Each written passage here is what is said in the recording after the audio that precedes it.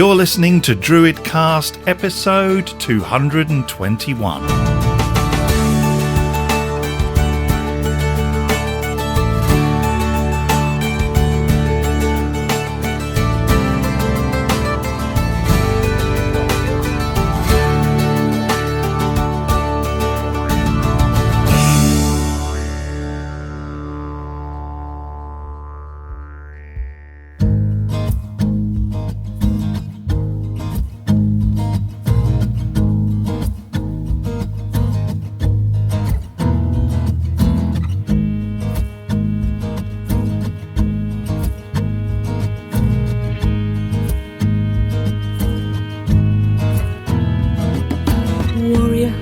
I see you in your own unraveling, doubts without, doubts within,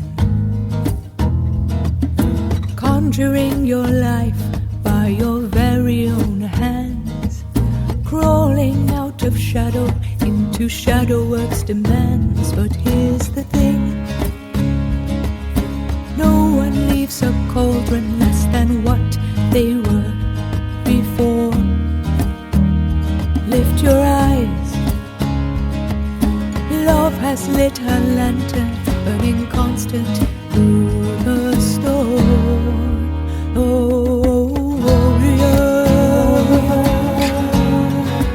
come and see, sister, come and see. Not a single one of us, not a single is who we used to be.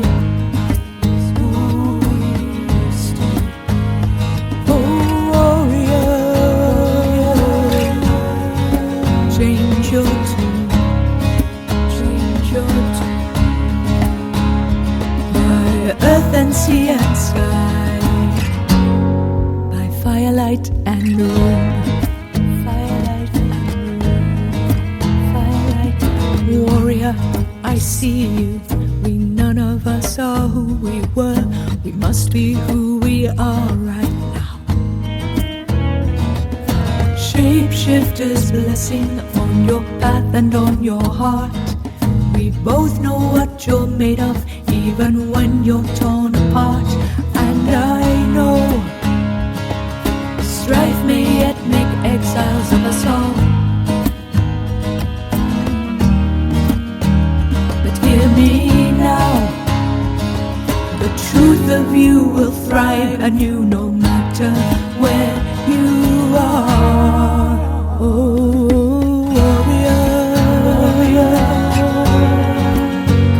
and see, sister, come and see. Not a single one of us, not a single is who we used to be. Is who we used to be. Oh, warrior, warrior, change your tune, change your tune.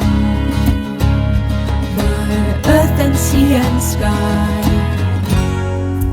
firelight and room. Oh, all is love, all is craft, and all may heal together. All is love, all is work, all may heal together. All is love, all is change, all may heal together. All is love, all is known, all may heal together. Warrior, I see you, holding high a trickster's name. Goddess knows without, within. Change and magic be your strength, transitioning your every step till you walk made whole again. No shame can touch you, even when the would-be monarchs wish it so.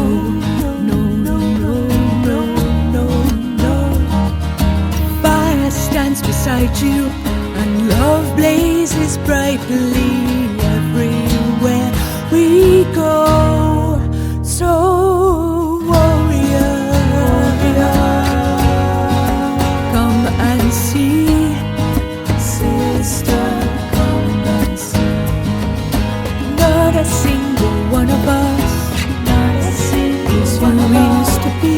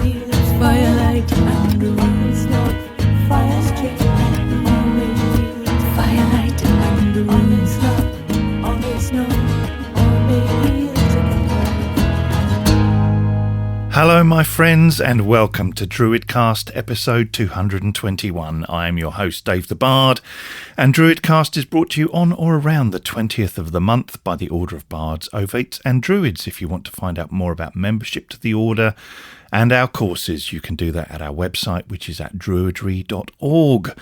We are also now on most of the social media platforms, so if you're on Facebook, Instagram, TikTok, Threads, do check us out. You can just search for OBOD, but I'll also put the link in the show notes. Opening the show, you heard Firelight and Rune from the wonderful S.J. Tucker. Thank you so much for sending that in, Suj, and also for your lovely words. I miss you dearly too. We will meet again along the road, I am sure. Well, it is great to be back with you after our short break, and for the next 2 episodes we have recordings of presentations made at the Order's Winter Gathering that took place at Strode Theatre on the 6th of December. The theme of the gathering was death and the dying process within Druidry. Now, look, I know that might sound a little dreary and dismal, particularly at the very start, potentially, of spring with Imol coming up. But one of the things we celebrate as Druids is the Wheel of the Year. Every year the seasons change, and when Samhain arrives, it gives us the opportunity to honour our dearly missed friends and relations. Both of the presentations were deep, uplifting and life-affirming, and the first is given by our dear friend Christopher Hughes. So grab your cuppa and let Christopher take you on a journey, on his journey through being a death professional, his S4C documentary that took him all over the world to witness how different cultures worked with their dead, and then to the wonderful new idea of how our bodies can nourish our Mother Earth once we step to the edges of forever.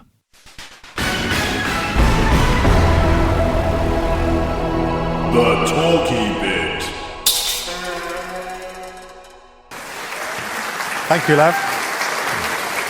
Thank you.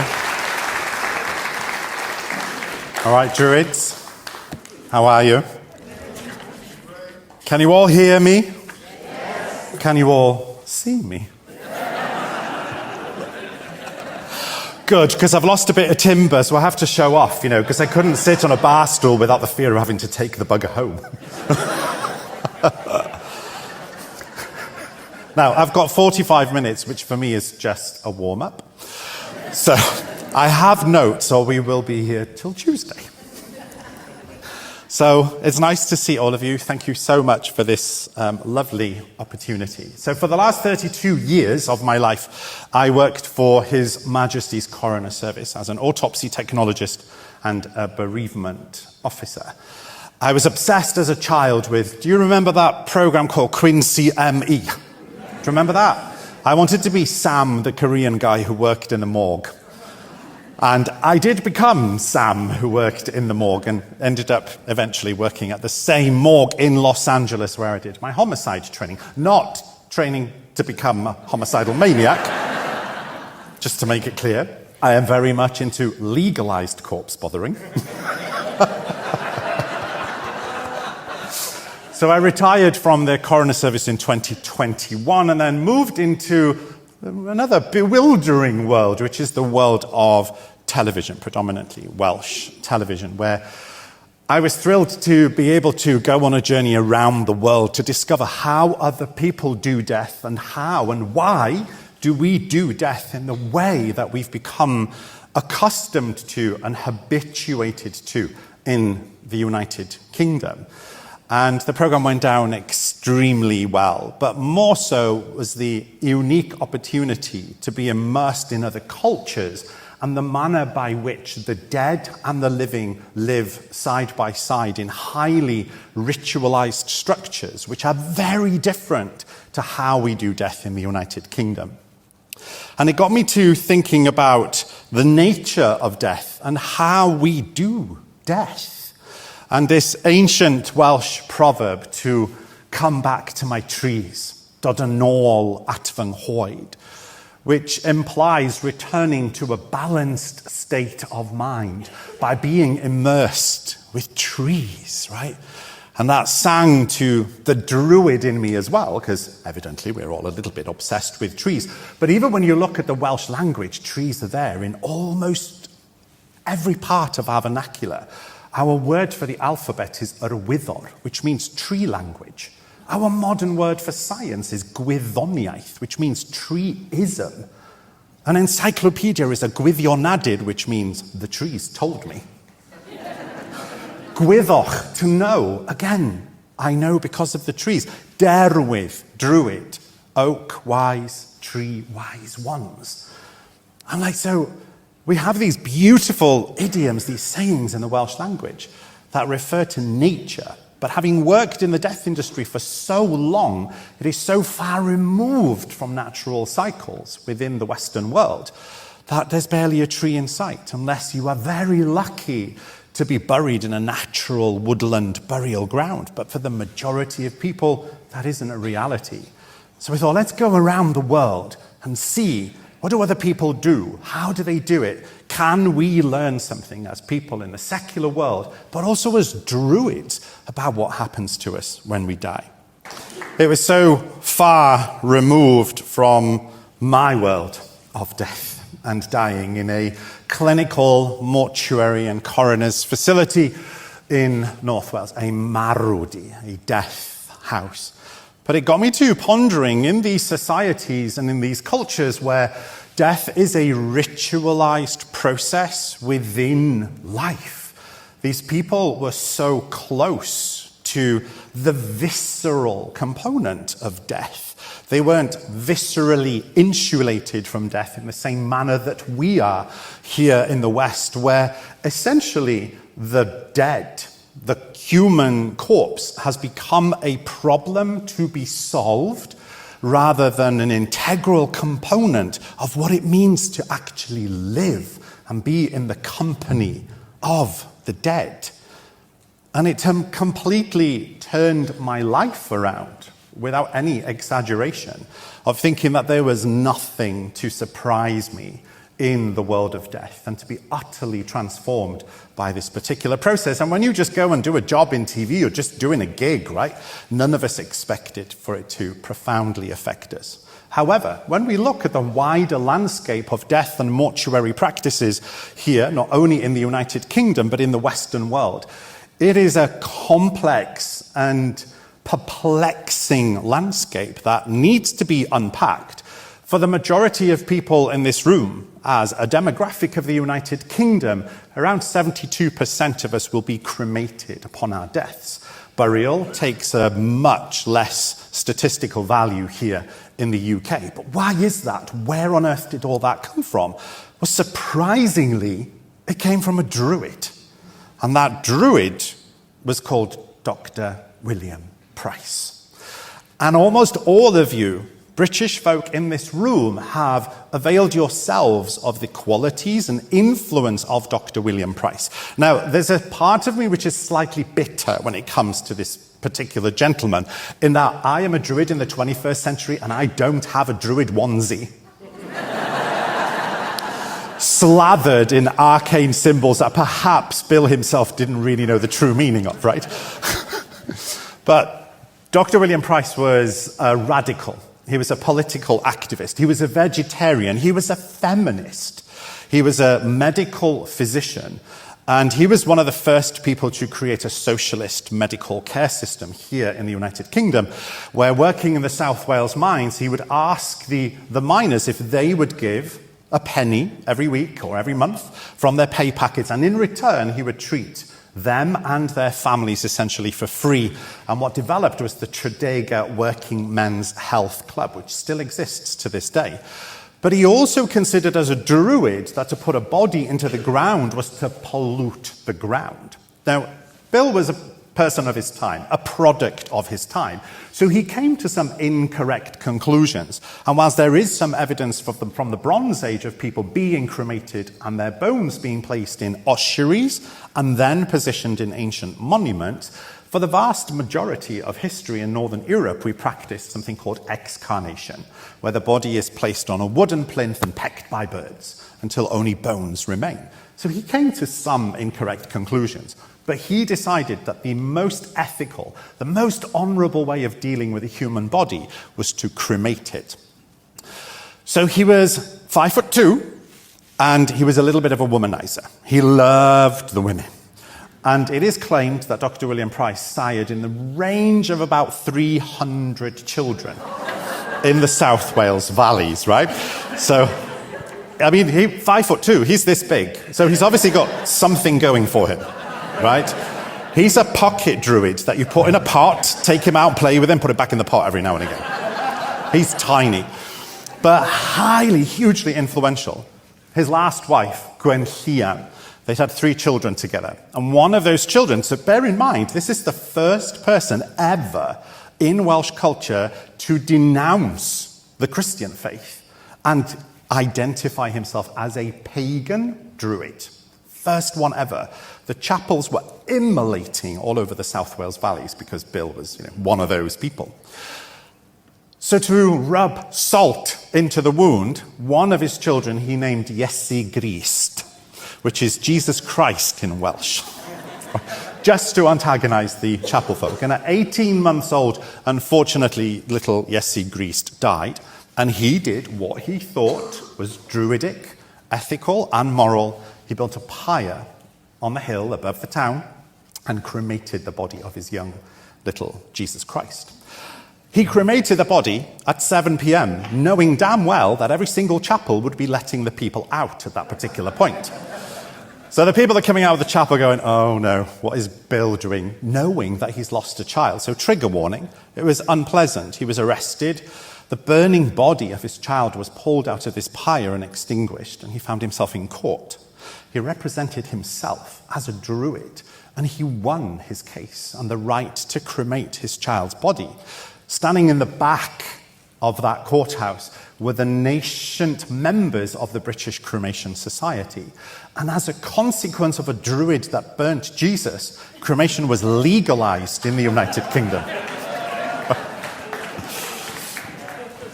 So Bill was fairly old by this point. He was in his late 80s. He came downstairs one morning and had what I think is the best final tweet, it would be in the 21st century, of any person alive. Gwenllian, his wife, looked at him and said, "Are you all right, Bill?" And he said, "No, I am not. I shall lie upon this couch and I shall not rise again. Bring me champagne."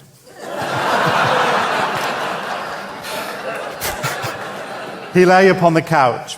His beautiful, big, thick, fat cat Tubbs came and sat on his belly, and Bill gently slipped into the edges of forever, leaving a vast influence behind. He, of course, could be legally cremated, which he was, to which his entrepreneurial wife Gwenllian sold tickets. At £0.50 a ticket. She sold 21,700 tickets. And promptly disappeared from history. Bitch was in Barbados. And this is the actual photograph of William Price's cremation, the druid who burnt Jesus. And I think there's a really powerful message here in never think that you don't have any influence on greater society. This is what a guy did in a onesie. And he was a druid, right? But the ripples of his influence went so much further because of the Tredegar working men's health system. Because decades and decades after Dr. William Price had died, there was a young man who ended up getting a little job in that particular working men's health club. And his name was Aneurin Bevan. And he went on to become the Minister of Health. And because of William Price, his inspiration and influence, cremation was legalized and the National Health Service was to be eventually born. That's what a druid can do. That's what a feckin' druid can do.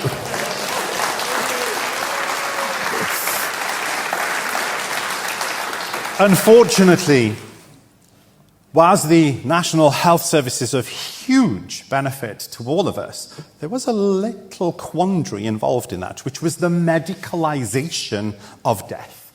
In all of the cultures that we visited, the dead were very much a part, not only of people's lives, everyday lives, they weren't cut off from the dead.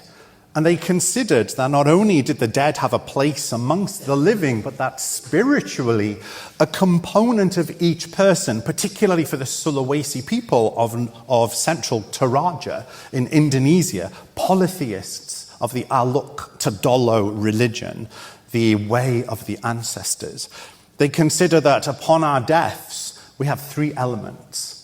And those elements disperse in different directions, two of which become geographical and territorial.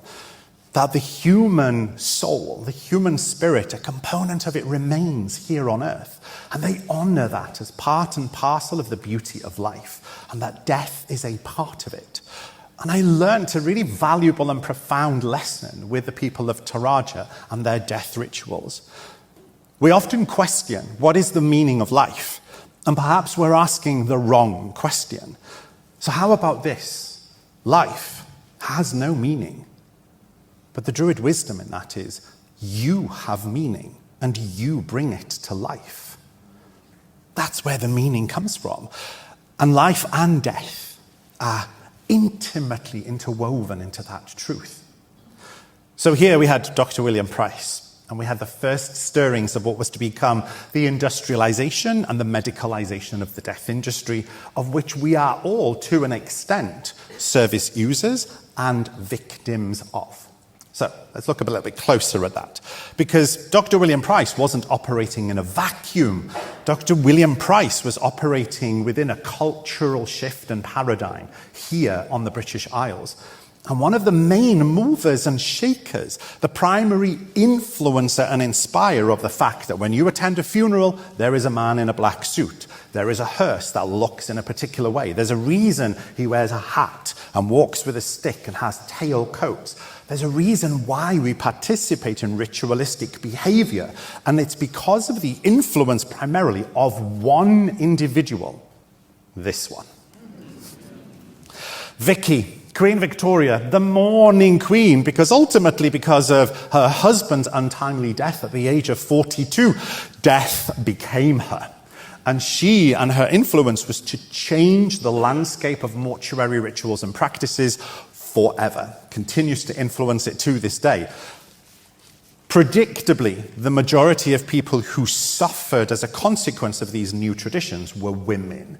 Women were expected to wear mourning attire, and that mourning attire would become smaller and smaller or less extreme as time went on. Of course, the man could just go off and marry somebody the following week, but the women were expected to mourn in a particular manner. This led to a huge shift in the way that we dealt with death. Prior to the Public Sanitation Act of 1886, the dead were kept at home. They were just kept at home. You would care for your dead. And then you would call Bob Jones, the joiner from down the road, who'd come with a few boards of floorboards, and he'd knock you up a coffin. And he would be the undertaker of joinery and woodwork. And of course, that led to the industrialization of undertaking. They were no longer undertaking joinery and carpentry, but rather undertaking the care of the dead, all because of this woman here, who fell into inappropriate coping mechanisms because of her removal from ordinary everyday society. And she mourned for 40 years. Now, you've all seen the film Mrs. Brown. We all know that there was a little bit of a tryst, perhaps, with Mr. Brown, who was the horsekeeper. But nobody had the guts to turn around to her and say, Vicky, he's dead. Go and shag the horseman. Get over it. And we might be living in a very different world, right, when it comes to death and dying. But the influences were set. The Cremation Act of Great Britain was set in 1905. Everything within the landscape of death in the United Kingdom was to change forever. The medicalization of death post-World War II, when you consider what people had gone through, there were so many dead bodies to deal with. Unfortunately, because of the influences of Queen Victoria, what has ensued is what we refer to as the broken funeral. Because the body is a problem to be solved, it becomes an offense and an affront to the sensibilities of the living, we turn green. We start to expand. We go off. We start to smell. And all of this had to change. So death care was placed in the hands of people like myself, visceral insulators, an anthropological term for people who could be habituized to deal with death without becoming emotionally undone by the processes. But prior to 150, 160 years ago, those people weren't quite the professionals that we know today. They were always there, but predominantly in a priestly fashion. They say that the oldest profession in the world is prostitution, but I would beg to differ. I would say that the oldest profession in the world is death care. We've always cared for our dead, right? We've always had this relationship with them. So for those of you who have seen the consequences of Dr. William Price and the Cremation Act, the majority of you will have been to a crematorium. And a crematorium is essentially the nice word that we use for bioincineration. And bioincineration means that you're placed in a retort and subjected to temperatures of over 2,000 degrees for a period of around 90 minutes until all the carbon in your body has been reduced to only the bones, which are then crushed in a cremulator. The process of that creates carbon dioxide, a molecule of carbon with 2 molecules of oxygen. And that becomes a greenhouse gas. So rather, at the end of our lives, instead of honoring the cycles of existence, we dishonor the cycle of existence by creating greenhouse gases, transforming the carbon inside our bodies to something that the planet doesn't want within it. But that's what we've become ritually programmed to understand and accept as the norm, right? But how about this? All of the carbon in your body, you don't own that. You are receiving it, borrowing it on a quantum loan program. But you have to give that carbon back. It's not yours to keep. So how do you give it back? The conveyor belt system of the industrialization of the funeral industry within the contemporary model can be quite harsh. I'm a celebrant. I perform funerals in my local crematorium. The families will come in, the service takes place in the crematorium, they leave, grandma is on the catafalque or has just descended down into the bowels of the furnaces. But they will walk straight out and meet the other family who are going in as well. It's very difficult when 749,000 people die on Earth every single day. That's a lot of people, right? It's something like 741 people die every 1 minute. That's a lot of corpses. What do you do with all those bodies? So the medicalization of death has placed the care of the dead and the dying and the dead, into the hands of the medical profession, who has been alarmingly unprepared for the existential crises that comes from that. Because the majority of us will die in a hospital. Thankfully, the hospice movement is gaining its feet. So more and more of us can die with care, not just facing the wall in a cold ward and then being shifted down to the hospital mortuary. But is there more we can do? Is there more that we can do to serve not only the sensibilities and sensitivities of the living, but also honor the dead whilst also honoring the earth? Yes, there is so much that we can do. But when it comes to the way in which we do funerals, the word funeral from the Indo-European root erfu, which means to vanish or disappear, this ritualistic function of a funeral. And sometimes we might forget in the secular world that a funeral is a ritual, right? And that those rituals are vitally important to emotional relocation for the bereaved and the honoring of the dead. But within Western death rituals, it has become conflated with industrialization and commercialization. Here in the United Kingdom, a funeral will cost you around £4,551 for an average funeral, or you can have what they call a DTC, which is a direct-to-crematory. No service, no nothing. Your body is whisked away to a place called pure cremation. The main one is in Andover, and your ashes are sent back by post. There's nothing left, and that will cost you £1,300 for that. Funeral poverty has become an increasing reality to us in the West. Funeral poverty in the United Kingdom is increasing. You've probably all heard of paupers' funerals. A pauper funeral is when the county council or the local authority pays for your funeral because you or your family were not able to afford it. Those are increasing at a rate of 12 funerals per day. That's shocking. The majority of funeral directors in the United Kingdom will ask for a deposit because they fear that you won't be able to pay the £4,500 fee. So it's become so conflated with money. You don't see a poor undertaker.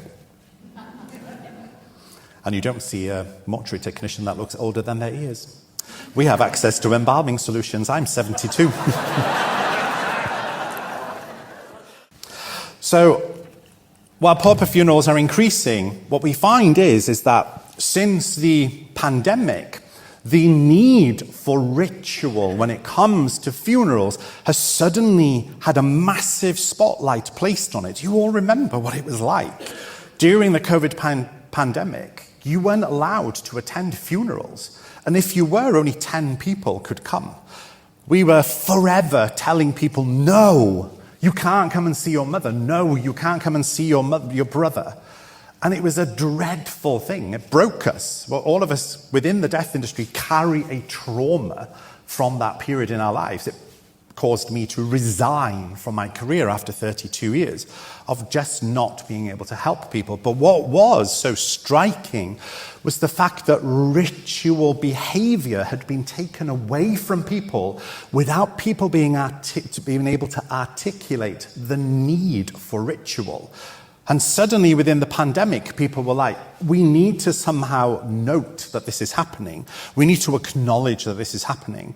So we did all sorts of things like placed a huge, large dead tree branch outside in the garden, the mortuary, and provided people with little salt dough hearts that they could just write a message to their loved one who dwelled inside that building, who they couldn't see, so that they could hang that heart up and see a face outdoors of someone who cared for their dead. And that struck me as something so important that perhaps secular society has forgotten, the need for rituals. Within the 1990s, a phenomena arose in Britain where we started seeing roadside shrines. You've seen them, right? The crosses and the bouquets of flowers on the sides of roads, where people are moving into impromptu ritualistic behavior. Because, of course, ritual acts as a bridge between the ineffable experience of your internal constitution and the external world. So whilst ritual may not have a direct and immediate effect on society, it changes the internal constitution of the ritualist and the participant, which then spreads out like a wave of inspiration to the outside world. So ritual eventually does have an effect, a profound effect. But it was broken during COVID. And since then, we found that more and more people have a deeper understanding of what it means to say goodbye, of what it means to die. So that the power within ritual, as ritual, I'm looking at a room full of ritualists, that falls to us. It falls to people like us, the new enchanters, the people who can help mend the broken funeral model, the conveyor belt, by standing up to serve our communities as death service druids, as people who will hold that space, honor grief as the process of emotional relocation, where loss becomes an aspect of life, remembering that the price we pay for love will always be the pain of loss. And ritual honors that. And having seen the ritualized activities of so many different cultures, I long for that to return to our landscape in a way that doesn't treat the corpse as something infectious, something dangerous, something that has to be embalmed within an inch of next Tuesday, just so that it's safe. Whereas the human corpse has an inherent beauty to it, an inherent message that tells you that person is now an ancestor, and the pain that you feel is because you loved them. So feel it. Feel all of it, because that's what makes us so beautifully human. Stand up on the rooftops and tell the world how pissed off you are that that person is gone. And yet we live in a world that longs for productivity, for efficiency. It wants you back in work. It doesn't give two shits that you just lost your pussycat. But that pussycat might have been the whole of your world. The whole of your world. Not just a brother or a sibling or a child or a grandmother. Death is something to treasure, but also to cherish as a part of this remarkable life on a blue planet that's spinning uncontrollably around a pissed-off ball of nuclear fusion, where so much magic happens simply because life ends. Death is never the enemy, and in ritual, we can acknowledge that. We can be a part of that, because death ultimately cannot be separated from the big questions. What happens to us when we die? When all of this goes? What happens to us? Not just to our physical bodies, but to our spirits. We need those conversations, right?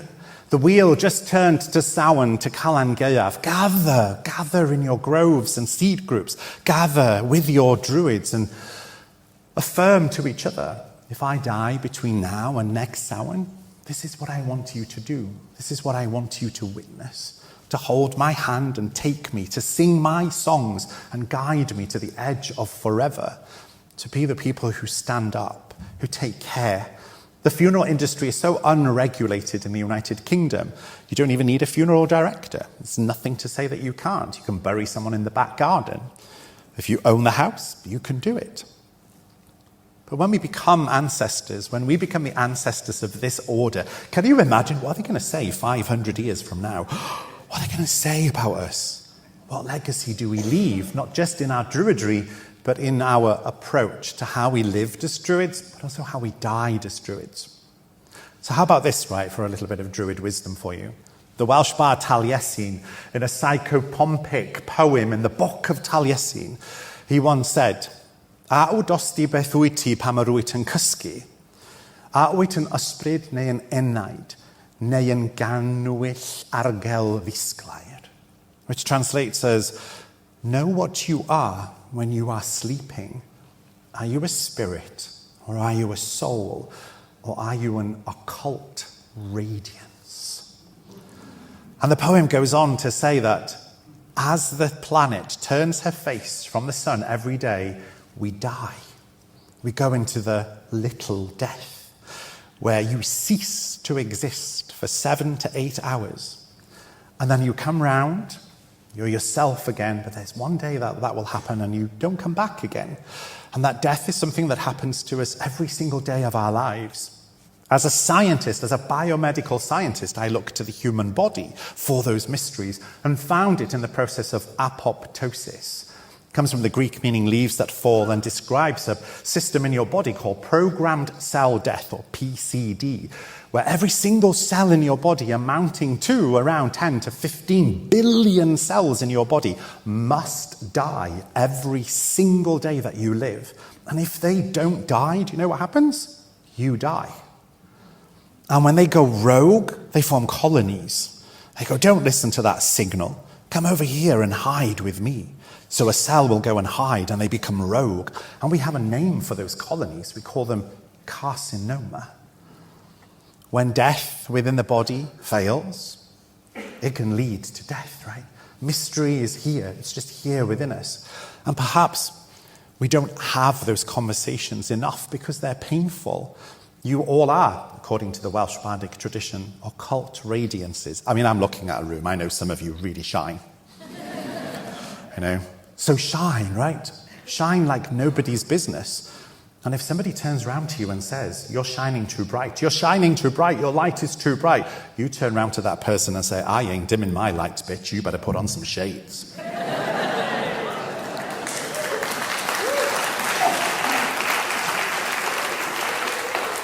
We can never truly answer what happens to us when we die, but we can be inspired by the past, by the poets, by the storytellers, by the mysteries that hide within the human body. But we can leave a legacy of life and death in how we treated the dead. But from the spiritual to the physical. What happens to us when we die? The statistics are quite shocking. Currently in the United Kingdom, 79% of deaths are cremated. 470,000 cremations happened in 2023. There are 300 crematoriums in the United Kingdom with 600 retort machines or cremation machines. This results in 245 kilograms of activated carbon dioxide per cremation, which amounts to 115,150 tons of carbon dioxide combined. But also there's 2,303,000 kilograms of NOx emissions that burst into our atmosphere. Nobody talks about it. Why? Because it's death. We don't talk about it. So if you live right to a ripe age of 72, which is the average age for a male in the United Kingdom, 75 for a woman, and you've recycled ever since you were 21 and you're cremated, you undid all of it. All of it in one fell swoop. You may as well have gone to New York and, had gin under the Rockefeller Center. So this is the reality, right? So in the United Kingdom, we're now faced with a dilemma. So the United Kingdom government decided in 2024 that this has to change. We don't have the resources to do this, to release all this carbon. So what on earth do we do? So we go on this journey around the world for my documentary. We won a BAFTA.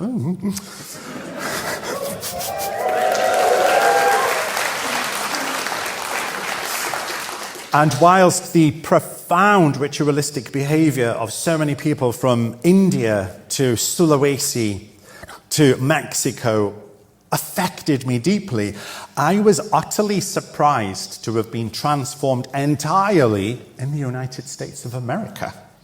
Now, I didn't see that coming when we went to a human composting facility in Seattle called Return Home, who practice a thing called terramation.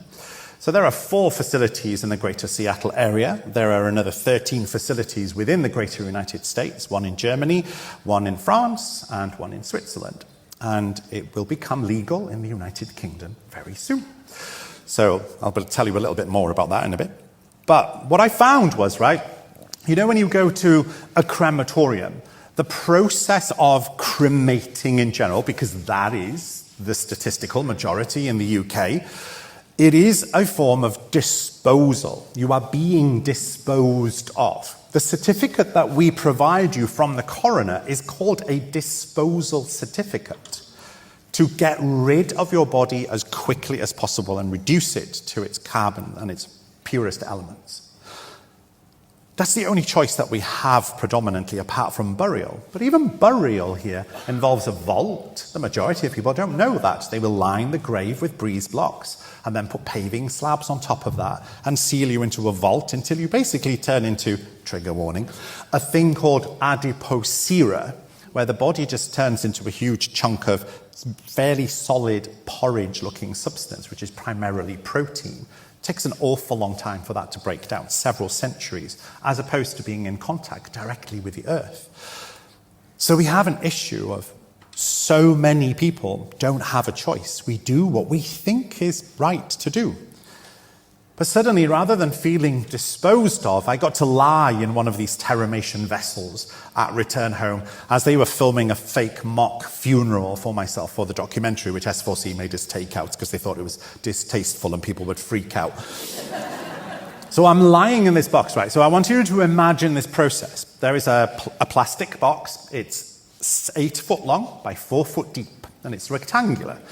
And when you open the lid, it's filled halfway up with straw, alfalfa, flowers from your garden, your favorite food. The man that was going into the box on our first day there was a man after my own heart because he had a bucket of KFC in with him.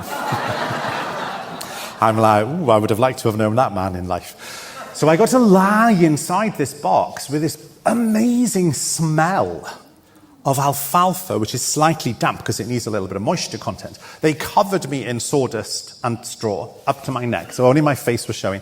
And I lay in the dark with this slight sort of like, oh my God, panic. But then I realized that, hold on a second, I'm not being disposed of. This feels like a journey to be transformed into life, into something that is alive. And I just laid inside this box and broke my heart because I'd never come across anything like it. 89 people were being terramated around me in that precise moment. It takes 30 days, right, for the biological pathogens within your gut to explode outwards and combine with the natural organic material in this sealed box. And the box slowly turns, almost imperceptibly turns, and combines and mixes all of that material with temperatures rising to 170 degrees, which they then siphon off and feed into batteries to energize, to AC, to heat their facility, all from a human body becoming soil. Soil. The digested wisdom of all beings. Soil, not CO2. Amazing, right? And I'm like, I'm on my way to becoming parsnips and trees. And it felt like this gift of being able to turn round to this planet that we love and care for, that we are guardians of. And at the end of my life, to turn round to her by whatever name you would call the earth and say, do you know what, love? Thanks for all the water and the food. I'm not going to use your gas. Here's 250 pounds of compost. Knock yourself out and get yourself some trees. Just kind of fab, right? So that there's always another way, right? We have choices. We can have woodland burials. They're beautiful things in a shallow grave where you just melt back into the soil and the earth that we love so much to become life after life. What a legacy to leave. So we came back as a production company completely transformed by this experience of, not only from my perspective, understanding how we got to the broken funeral model. There are good undertakers out there. So many of them are my friends. They're good people. But the system is still broken. And in Terramation, we found that what it afforded people was 30 days in stage 1, 30 days in stage 2, where your bones are removed and your bones are crushed in a machine into a fine talcum powder, added back into the wet mulch and dried for 30 days. And you become 250 pounds of compost, regardless of how big or small you were going in just 60 days. To watch people sitting next to the vessels of their loved ones, feeling the heat of their transformation, and being allowed to sit with their grief, being allowed to cry and move into a relationship with their loved one as an ancestor. It was beautiful. So I came home enthused, fired up, thinking that my time with the dead was over. Bloody Grim Reaper had another idea. I'm like, oh no. So then I was talking about all of this, and then, where is Chris Cooper Hayes? Yeah. Oh my God, where did that come from? Where are you? It's up top. Oh, you're up there in the gods. Oh no wonder I couldn't see you. So Chris Cooper Hayes, another Druid, he approached me and said, if you really want to do this, I'll help you. Because there has to be another way. You know when people say to you, oh, if you want a hand with something, I'll help you. 2 minutes, oh shit. And but fair play to him, he's put everything he's got into this particular project. The UK Law Commission, very, very quickly, did a consultation. It finished in September, authorised by the UK government to do a primary regulation and secondary legislation for the entire funeral industry to include Terramation to become Earth. And we have become the first company to campaign for that. The decision goes to central government in March, and the decision will be made by Christmas of 2026. And we will hopefully be the first facility. Our aim then is to have on the Isle of Anglesey a new Bryn Cellivi, a new ancient monument designed by our modalities and covered in a dolmen, but that dolmen will be made by dead Druids. So when you get terramated, please donate 25 kilos of your compost, and we will turn you into an ancient monument that will be alive for thousands of years. So not only did I want to introduce you to what happens to us when we die, why we do death in the way that we do, but I want to show you that there is another way. And as Druids, I reckon you'll be well up for it. Yes, I am indeed well up for it. What a fantastic idea, and what a fabulous talk that was. And we will have another from the Winter Gathering next month. Now, so many of you wrote in to tell me that you enjoyed my wife Kerry's short story piece about Hugin and Munin that I asked if she would write another seasonal piece for this month's show, and I'm delighted to tell you she has. This piece, dedicated to Imolg, is the voice of the snowdrop as it tells its story, following Bride from further shores.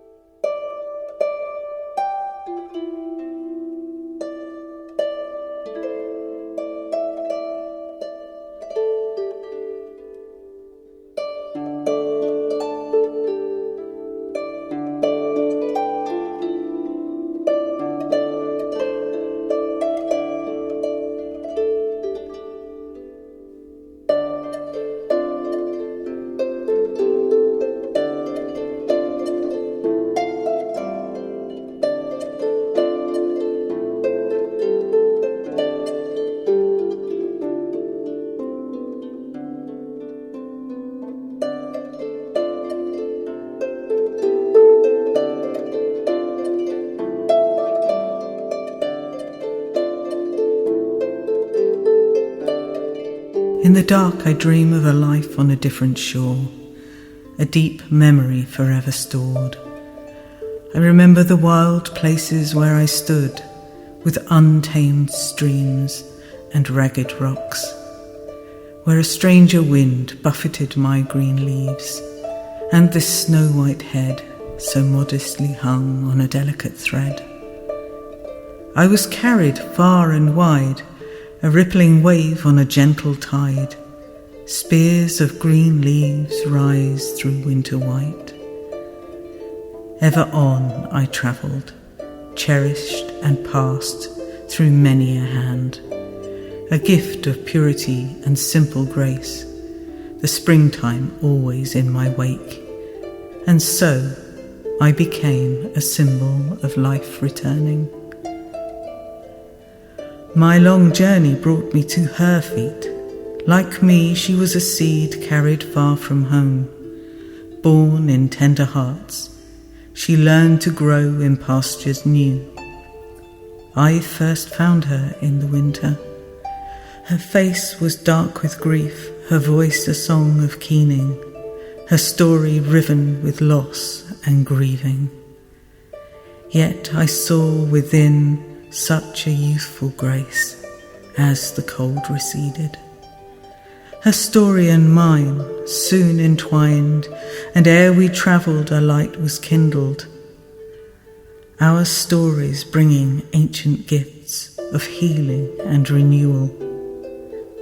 Bridget, Brigid, Bridie, Bright, nursemaid to a king, radiant woman known by so many names. Wherever you step, I will follow. The snows will melt at your passing, and joyfully I will rise in your wake. A milky white path with you I shall make. For even in the depths of winter, you are the undying light. I stand as your companion, your herald and your witness. As you come walking through the storm, keeper of the eternal flame, a sign for all those with eyes to see. Your light and my green leaves signal the coming of spring. From foreign lands we wound our way, each to find the other and be embraced. For we are unbound by time or place.